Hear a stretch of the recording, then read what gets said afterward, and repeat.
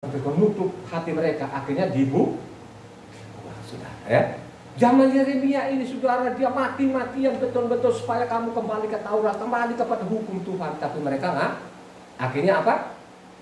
Tadi peringatan tadi di 1 Raja-Raja 9 terjadi nggak pada Yeremia? Yerusalem hancur nggak? Hancur berantakan saudara, ya.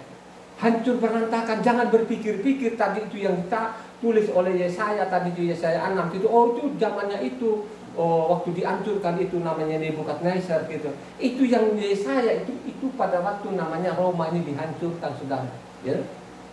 Yang menghancurkan itu siapa saudara? Roma saudara, ya. Yang membunuh 6 juta orang Yahudi itu orang beragama atau tidak beragama, saya tanya saudara dengan jujur.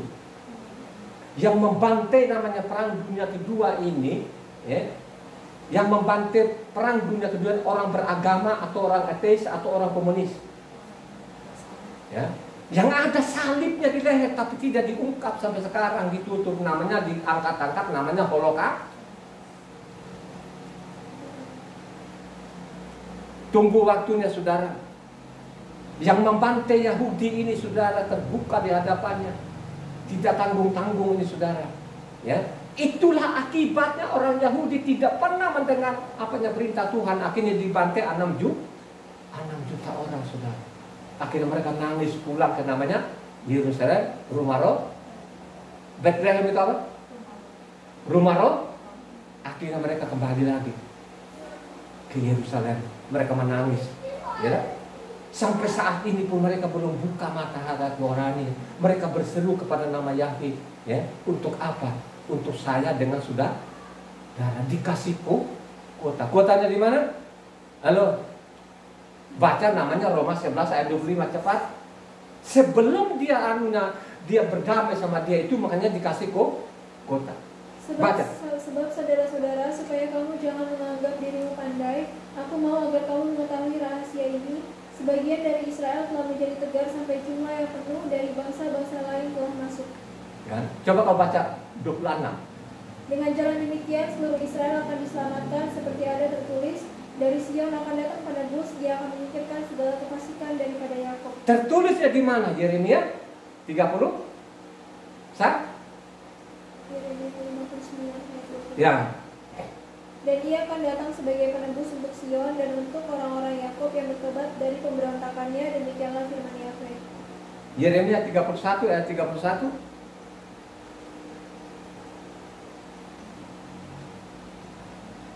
Sesungguhnya akan datang waktunya, demikianlah firman Yahweh, aku akan mengadakan perjanjian baru dengan kaum Israel dan kaum Yahuda. Dikutip di Ifrim?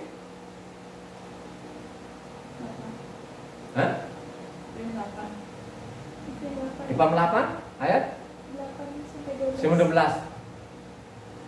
Sebab ia menegur mereka ketika ia berkata, sesungguhnya akan datang waktunya, demikianlah firman Tuhan, aku akan mengadakan perjanjian baru dengan kaum Israel dan dengan kaum Yahuda, bukan seperti perjanjian yang telah kuadakan dengan nenek moyang mereka pada waktu aku memegang tangan mereka untuk membawa mereka keluar dari tanah Misraim, sebab mereka tidak setia kepada perjanjianku dan aku menolong mereka, demikian firman Tuhan. Maka inilah perjanjian yang kuadakan dengan kaum Israel sesudah waktu itu, demikianlah firman Tuhan. Aku akan menaruh hukumku dalam akal budi mereka dan menuliskannya dalam hati mereka, maka aku akan menjadi Tuhan mereka dan mereka akan menjadi umatku, dan mereka tidak akan mengajar lagi sesama warganya atau sesama saudaranya dengan mengatakan, kenallah Tuhan, sebab mereka semua besar kecil akan mengenal aku, sebab aku akan menaruh belas kasihan terhadap kesalahan mereka dan tidak lagi mengingat dosa. Sekarang mereka sudah kenal belum Tuhannya mereka? Belum mereka kenal, tetap mereka panggil namanya Adonai Hasem.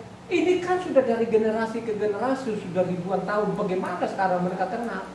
Mau tanya Israel sekarang nama Tuhan mereka adalah Adonai atau Hasem. Baca namanya Ifrim 10 ayatnya 16-17.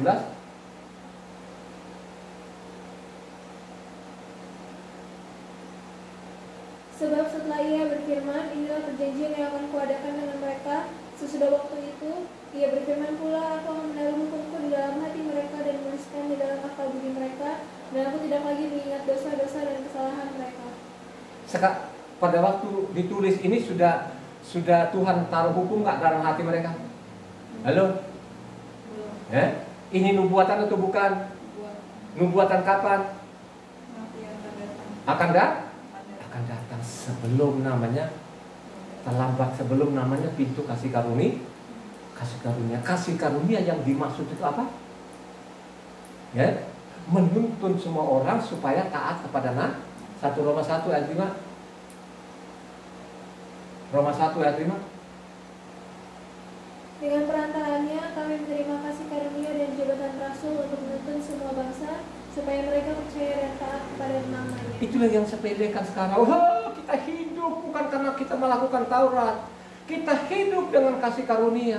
Coba bayangkan aja kalau kau baca namanya Roma 1 ayat 5 tadi, itu sangat jelas.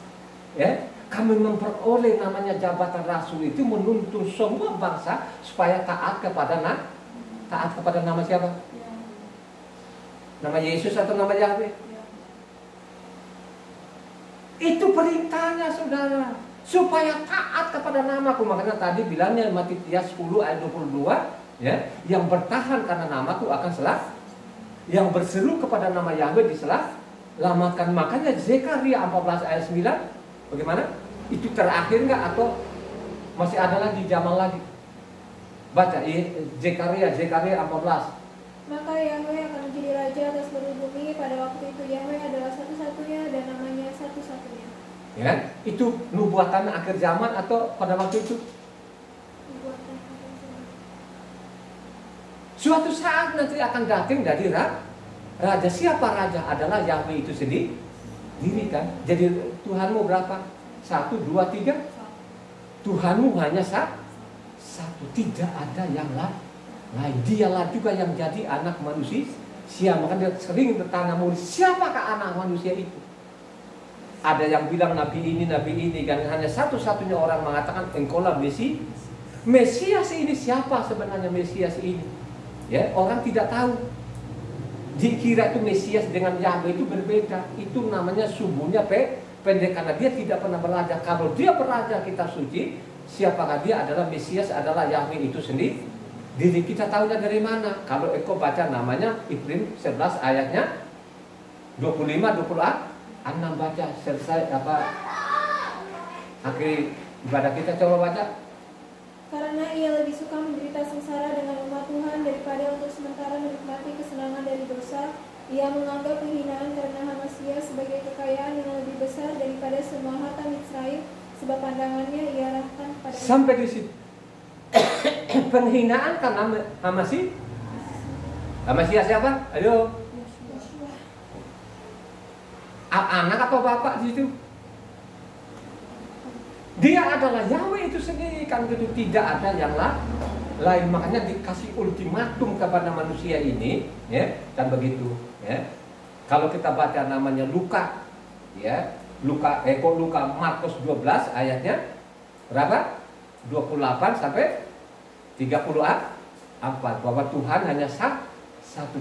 Benar Tuhan itu Esa, tidak ada yang lain. Katanya Yesua, kerajaan Tuhan tidak akan jauh-jauh dari Pak. Yang diselamatkan Tuhan yang Esa atau Tuhan 2, 3? Tuhan yang Esa. Dia satu-satunya yang datang di bumi ini menjelma jadi manusia, bernama Yahweh Sua. Dipendekin jadi namanya Yesua, seperti namanya Haleluya. Haleluya artinya itu pujilah Yahweh. Sekarang itu di kitab suci tidak ada lagi guru besar semua di Haleluya, gitu? Sekarang itu Haleluya Y-nya biasa saja, A-nya biasa saja. Hanya kalau dulu kitab yang dulu Haleluya itu di belakangnya ya itu huruf besar. Jadi kalau diterjemahkan di Indonesia Haleluya artinya bukannya puji Tuhan atau bukan puji Elohim, tapi pujilah Yahweh. Arti daripada Haleluya, ya. Ya. Jadi ingat baik-baik ya, sebelum pintu kasih karunia tadi itu tertutup, marilah kau baca kitab suci dengan rendah hati, rendahkan hatimu. Ya, buanglah itu doktormu, buanglah profesormu, buanglah STH-mu, buanglah nama MTH-mu. Dia tidak butuh itu di atas surga sana. Dia tidak pernah butuh itu, ya. Dia tidak butuh. Karena yang menghukum dia dulu adalah profesor, doktor, MTH, STH yang hukum dia ini, yang menjatuhkan hukuman, ya. Itu dia tidak butuh. Dia butuh itu, ikuti saja apa yang diperintahkan. Kalau dia perintahkan begini, ikuti. Perintahkan begini, ikuti. Jangan bikin buku-buku. Ya, bacalah kitab suci ini dari Kejadian sampai Wahyu, sehingga engkau memiliki pengetahuan akan kebenaran. Mari kita tutup.